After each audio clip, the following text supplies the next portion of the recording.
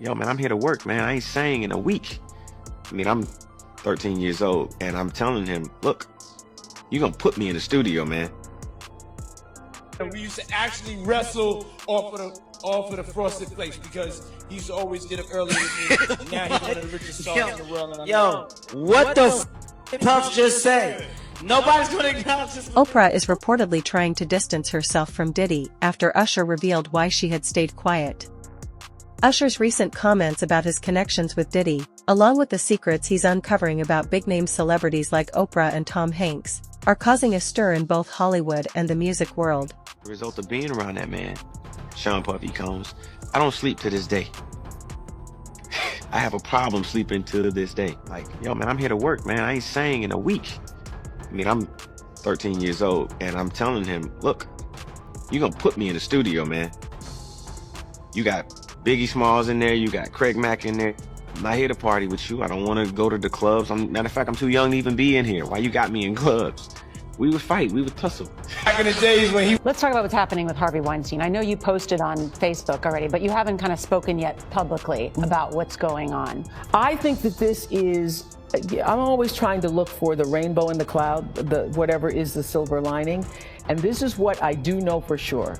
When something this major happens, when you have the fallout, 50 women coming forward, that it's a watershed moment. And what I do believe is actually happening is that, first of all, it's triggering a lot of unreleased pain, repressed anger, guilt, and suffering that a lot of women have had. I happened to be on set with several actresses the other day, and we were filming some things, and they were like, hadn't slept over a period of 2 or 3 days, and I was like, what is that? I said, oh, you guys are suffering from PTSD. And when you start talking about it out loud, too. Everybody has a story. Everybody has a story. And so I think this is a watershed moment. And if we make this just about Harvey Weinstein, then we will have lost this moment. That sounds like a pretty intense situation unfolding. If James Comey is involved in the investigation surrounding Diddy, it definitely raises some eyebrows, given Comey's high profile from his role with the FBI and his involvement with high-stakes cases like Epstein's. Celebrities and others connected to Diddy would probably be feeling the heat, especially if this investigation involves serious allegations. Do you think this is just more Hollywood speculation, or do you feel there's something more substantial behind the concern? The team prosecuting Sean Diddy Combs in the Southern District of New York just gained a new member, and it's a big name in that office. She's an assistant U.S. attorney in the Southern District of New York, and she's known for working on other high-profile sex trafficking cases. Maureen Comey's name might sound familiar. More on that in a bit. Comey was the lead prosecutor on Ghislaine Maxwell's sex trafficking case. In case you're not familiar, Maxwell was Jeffrey Epstein's longtime girlfriend. She's a British socialite, and she was convicted of helping Epstein procure teen girls for sex.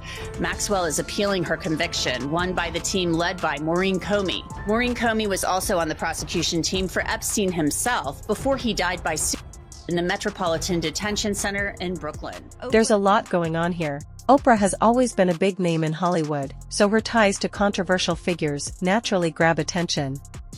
Her past relationships with people like Harvey Weinstein and Jeffrey Epstein have raised eyebrows, and now, with her close connection to Diddy, people are starting to make more of these links. Usher's recent comments about Diddy's behavior only add fuel to the fire, making it understandable that people are questioning these associations more closely. Oprah's situation is particularly tricky because she's built such a positive image over the years. Any connection to people involved in scandals can shift the way the public sees her. So, what do you think? Do you feel these connections are more than just a coincidence, or is this all a case of people jumping to conclusions? He was running with that whole crew. Weinstein, Oprah, Epstein, he was running with that whole crew. They want to know how we're going to do it, how the public is going to take him. Is the public going to let him back in? And the public is not. The public is already canceling him. I don't believe the industry has canceled him yet. All those people who went to those Diddy parties, not one of them had came out and denounced what he has done. I haven't heard one of them. I have not heard one person denounce, well, man, let God handle it. Get the hell out of here. Get out of here with that. If that was your daughter, would you let God handle it? All those people, they ain't denounced him. They ain't definitely, they can't come forward and say, yo, I support them. Because it would mess up their brand.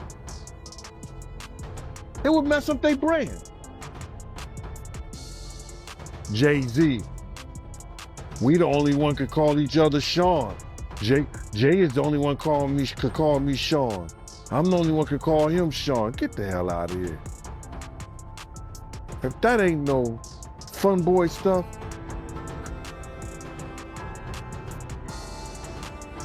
But you ain't had not one person, brother, not one person sit there,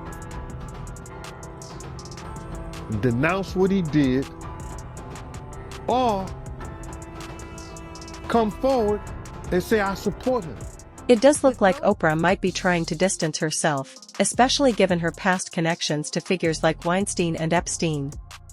She's always been very careful about her public image, so it makes sense that she could be shifting the focus away from those old ties to take back control of how she's seen. With the heat surrounding Diddy growing, it could certainly look like an effort to deflect attention from herself. Today, with social media and constant news coverage, it's hard to escape the spotlight. If Oprah is subtly distancing herself by focusing on Diddy, it seems like a strategic move to avoid getting caught up in the controversy surrounding him. It's fascinating how the media and public perception turn into this kind of strategic game, with everyone trying to protect their own image. What do you think?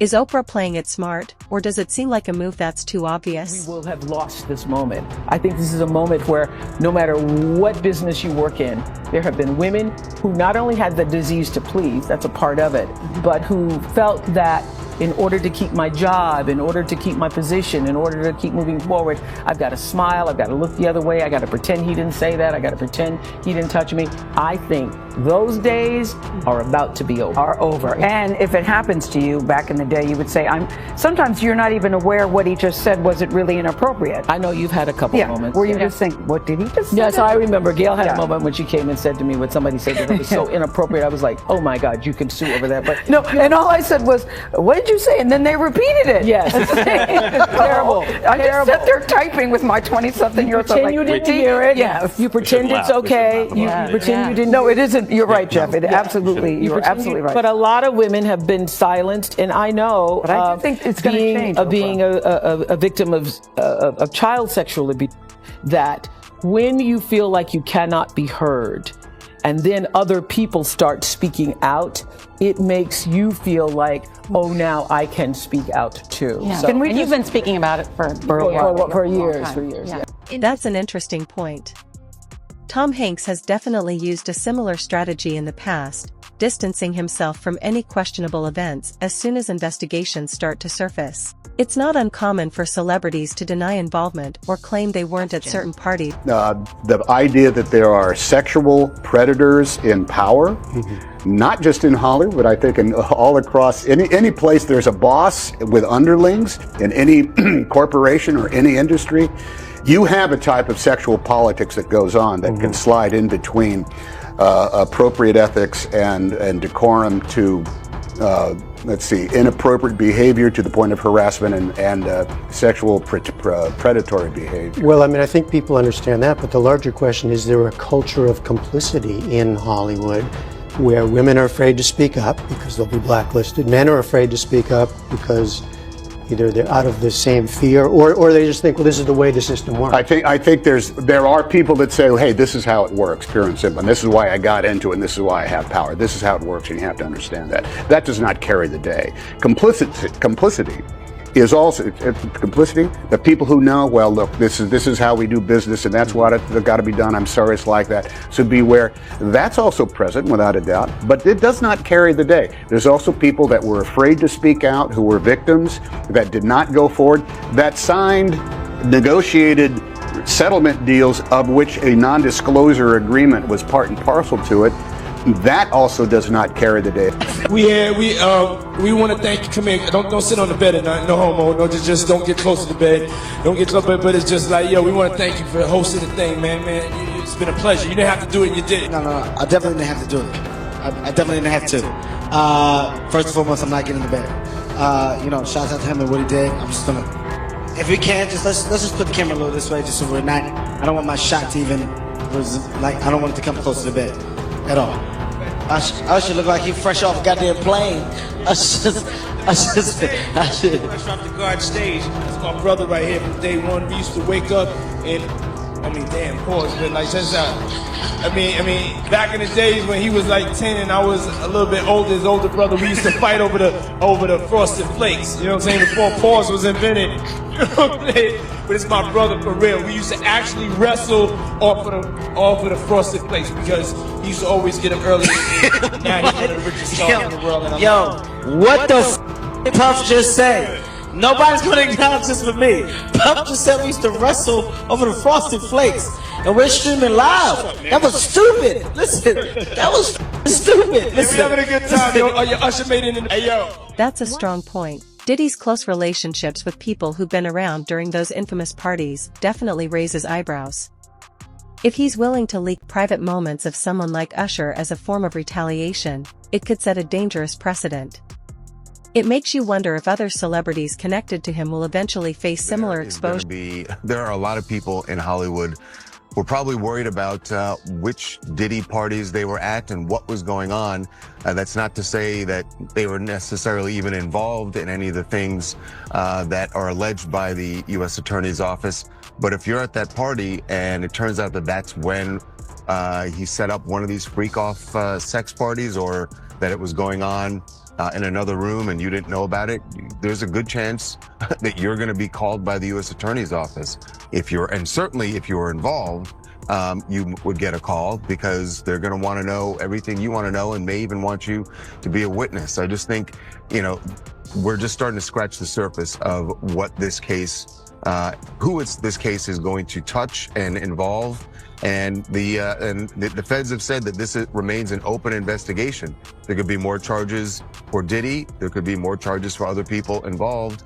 And usually the way this works is once they find out other people are involved or were witnesses, they bring them in and they sort of lean on them, and it's sort of like, you're going to cooperate with us, or there's a possibility that you could face charges. So this is going to be a slow developing a case here, because we're just getting started, and I don't see how this trial begins anytime before next. We're not going to do it in interviews. We're not going to do it, without doing our due diligence, because obviously, these types of allegations are very hurtful to people if they're not true, and very hurtful, frankly, if they are true. But if they're true, you shouldn't have been in the room and you shouldn't have been participating. So I anticipate that we're going to start filing lawsuits, and it may not be big names at first, but we have a long list of names, and you might imagine in situations like this that when a victim tells us that this person was in the room or this person participated, we want to do as much due diligence as humanly possible before we file that case, because in the United States, in almost every state, public filings are in fact public, and when you name somebody in a lawsuit, the press is going to pick it up, and we're aware of that. So we're going to make sure that we dot our I's and cross our T's, and I expect that there will be some people named in these lawsuits that will raise some eyebrows. Another instance, another minor, told allegedly by Sean Combs that he would make him a star, but needed to visit with him in private about it, away from his parents. Once they were in a private area, allegedly, Mr. Combs made the victim perform oral sex upon him. Another incident, an individual 15 years old at the time, flown to New York City to attend a party, was drugged and then taken into a private room, allegedly in the presence of Mr. Combs, where this female individual, minor, was raped, and then other individuals took turns. Another individual, 26 at the time of the occurrence, was picked up by, allegedly, by Mr. Combs and several other people in a black SUV from the airport. Was given one drink in the SUV and then literally woke up the next day not knowing what had happened, but with pain and damage to both her vagina and her anus, where she then went to the hospital. She was missing her underwear and her shoes. Another instance, an individual, this time not a minor, attended a group dinner, allegedly with Sean Combs in Miami. She wasn't drinking because she was pregnant, but whatever she drank at the table, apparently, at least according to her, was laced with something. She blacked out and she woke up in the same bed, again allegedly, with Mr. Combs in his mansion in Miami. Her vagina and her anus were torn and sore.